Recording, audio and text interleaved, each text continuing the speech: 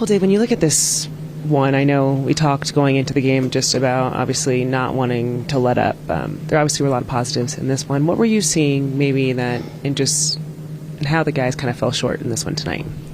I just think that offensively to start, outside of a couple guys having good nights, we just didn't, do much offensively, which was actually pretty surprising.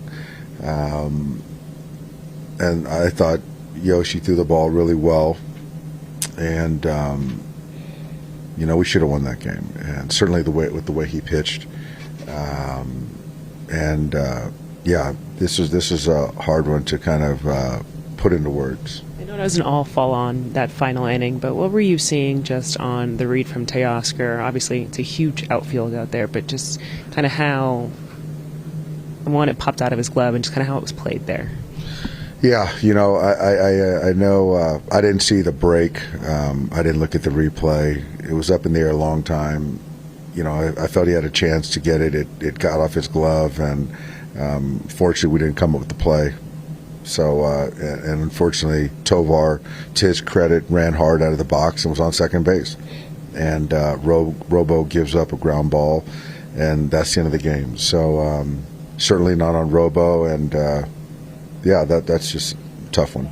Do you feel like the ball in the third inning was sort of similar, that sort of fell in front of Teo? Do you feel like he maybe had a play on that ball as well? I don't know if he would have had a play on that one. I know it shouldn't have been second and third. It shouldn't have ended up at second and third. So then the base hit scores 2 right there. So, he does. He's got to get better out there, and there's just no way to put it. I know there's effort. It's not a lack of effort, but I think the thing is that,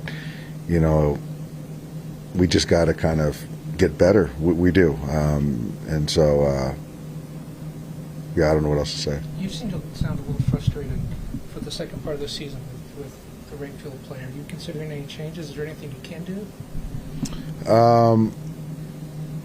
I don't think that there's right now. He's going to be in the lineup. There's nothing. So for when you have a plus game, I think I'm doing a good job of trying to get him off his legs and putting in some defensive specialists to go into run prevention mode. But he's got to keep putting in the work to continue to get better. He's up third in the next inning, in the bottom half or the top half. So I'm not going to take him out of the game. And so it's just one of those things that, the defense is a big part of postseason baseball and winning baseball. He's just got to continue to get better.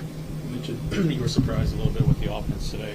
12 strikeouts. Was there anything in particular that you were seeing at the plate with these guys? No, not in particular. I think that, Freeland had a blister. I think it was a blister. I thought we had some opportunities and just couldn't put together the hits when we needed to, the at-bats when we needed to. But, I don't really, like I said, this is a hard one to see that, we get a starter that goes 7 innings here. We throw up a clean 8th, and their starter goes 4 innings, and we don't win this game. So that's a hard one to kind of, put into words. 2 for 11 with runners in scoring position, 6 of those were strikeouts. Why has this become such a recurring problem? Not making adjustments, not shortening up, not trying to, move the ball forward. It's adjustments. It is, especially with runners in scoring position. You've got to make adjustments and shorten up and find a way to move it forward. You do, and give yourself a chance. And so I didn't go over every strikeout tonight yet, but, there's a lot of misses in zone or chase or whatever it might be. But, if you're doing that, you have to make an adjustment. And, if not, then you're going to have double-digit punch. And so we can be better than that. We need to be better.